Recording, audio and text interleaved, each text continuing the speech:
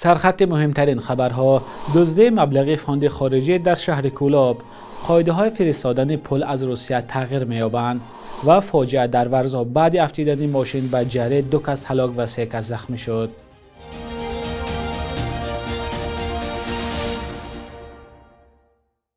درود بینندگان عزیز، تازه ترین خبرهای تاجیکستان و جهان را از استودیوی دوشنبگی رادیوی آزادی تقدیمتان میکنیم. امروز 28 می سال 2025 است.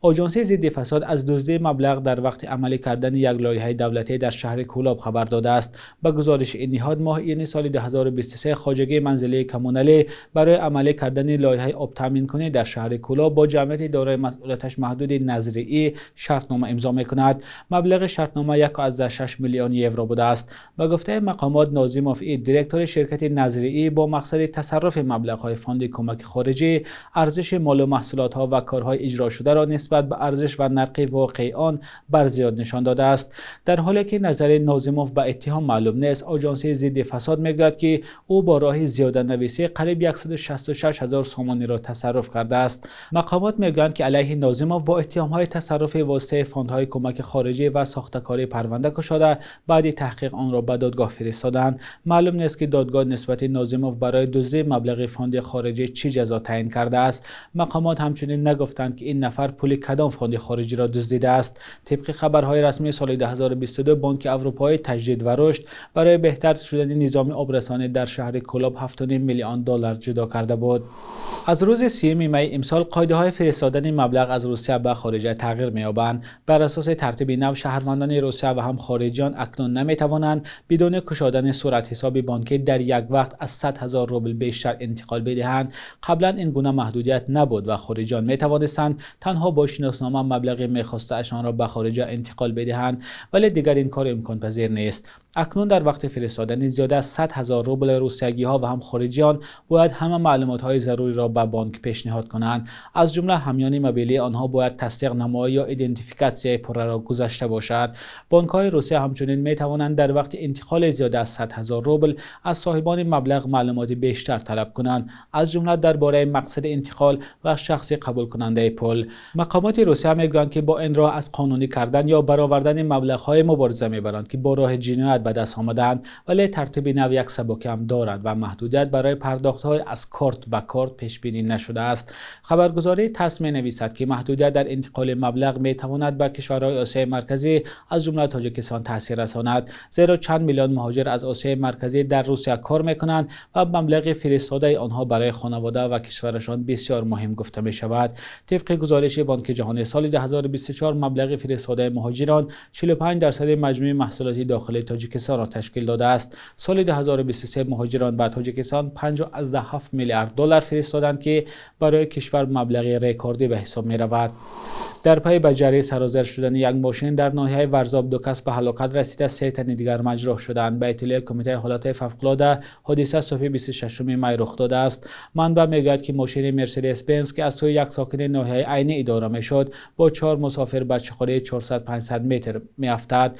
راننده با 2 مسافر جراحت وزنین برداشتند و 2 مسافر دیگر در جای حادثه هلاک شدند. آمده است در خبرنامه رسمی. مقامات گفتند افتیدگان یک 61 و دومی 29 سال داشتند. آنها ساکنان ناحیه عینی و کوهستانی مسجح بودند. سبب صدمه معلوم نیست. تنها تخمین می رود که راننده از عهده اداره ماشین نبرآمده است. تقریبا هر روز در راههای تاجیکستان از جمله راه دوشنبه خوجند بر اثر صدمه‌های نقلیاتی ساکنان زخمی و هلاک می شوند. پرزیدنت دونالد ترامپ بار دیگر همتای روسش ولادیمیر پوتین را تنقید کرده گفت او با آتش بازی میکند. ترامپ روز 27 می در شبکه اجتماعیش تروث سوشال نوشت: آن چیزی که ولادیمیر پوتین فهمیدن نمیخواهد این است که اگر من نبودم برای روسیه عملهای وحشتناک رخ میداد. او با آتش بازی دارد، نوشت از ترامپ. در روزهای اخیر این بار چندم است که دونالد ترامپ به طور بی‌سابقه ولادیمیر پوتین را سخت تنقید میکند. ترامپ روز یکشنبه گفت رهبر روسیه ولادیمیر پوتین کاملا دیوانه شده است. اظهارات تند ترامپ پس از آن صدا داد که ارتش روسیه حمله گسترده را علیه اوکراین با موشک و پهپاد به راه برده است. روزنامه وال استریت ژورنال نوشت که مأموریت دونالد ترامپ جاری کردن تحریم‌های نو علیه روسیه را بررسی می‌کند. هدف تحریم‌های نو فشار به مسکو است تا برای آتشبس 30 روزه در جنگ اوکراین راضی شود، اما به گزارش وال استریت ژورنال تصمیم نهایی در این باره گرفته نشده است. رو می‌آوریم به خاورمیانه که آنجا عملیات اسرائیل در غزه ادامه دارد. در جنگ اسرائیل و سازمان حماس که آن را آمریکا و اتحاد اروپا گروه تروریستی می‌دانند، تا کنون به گفته مقامات تندرستی غزه بیش از 50,000 نفر کشته شده، هزاران تن دیگر مجروح و معیوب شدند. به سرنوشت یکی از مجروحان خبرگزاری رایترز توجه کرده است و گزارش آن را همکارم طاهری سفر تقدیم می‌کند. احمد القلبون، نورسی 16 ساله فلسطینی در خیمه بیجا شدگان در شهر غزه. روزهای به گیمناستیک مشغول شدنش را به یاد می آورد پیش از آن که از 2 پا و 1 قسم دستش در حمله اسرائیل محروم شود. نورسی چابک و چالاک بود. ویدیوهایی را نشان می دهد که با برادر دوگانیکش ثبت شده است. راه می رفتم، فوتبال و گیمناستیک می کردم. ما همه مشق‌ها را یک جای اجرا می کردیم.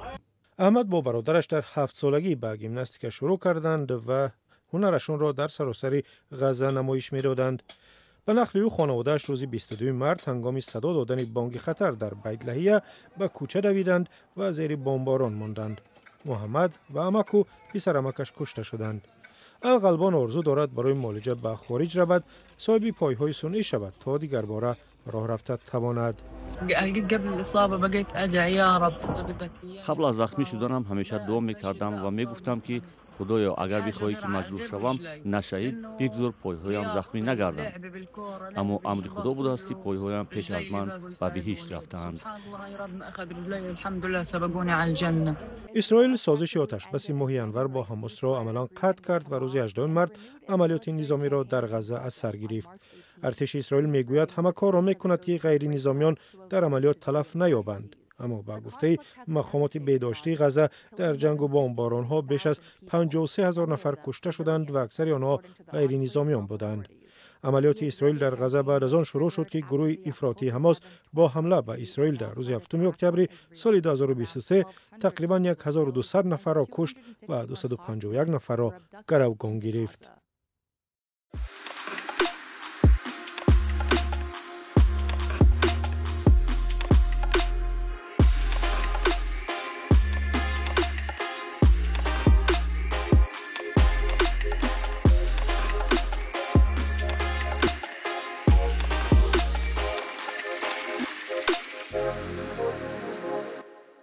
دادگاه در استانبول هنرپیشه معروف سینمای ترکیه خالد اورگنج را با اتهام شاهدی بر دروغ به 1 سال و 10 ماه زندان محکوم کرده است. حکم دادگاه استانبول روز 22 می صادر شده است. این پرونده به اعتراضهای سال 2013 در باغ غازی ربط دارد. خود اورگنج گفته است که از این حکم راضی نیست و از بالای آن شکایت خواهد بود. خالد اورگنج با اجرای نقش سلطان سلیمان در سریال عصر محتشم معروف شده است. پرونده ضد اورگنج بر اساس تحقیق کار مدیر سینما عایشه بریم ساخته شده است که ماه ژانویه امسال با اتهام تشکیل نمایش‌های اعتراضی در باغ غازی دستگیر شد. این عمل بریم را تلاش تبادلات دولتی نامیدند.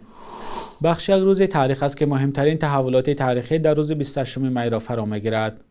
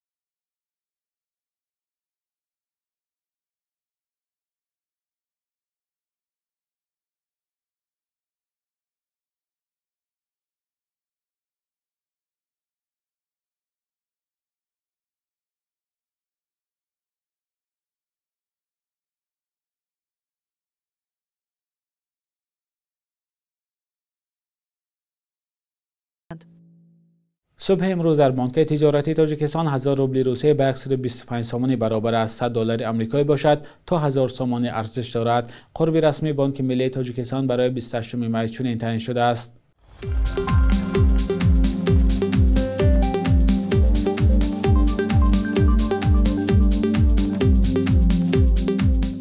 بینندگان عزیز، این آخرین بخش در برنامه نوید بود. لطفاً نظر و پیشنهادهای خود را با ما نویسید. خدا نگهدارتان.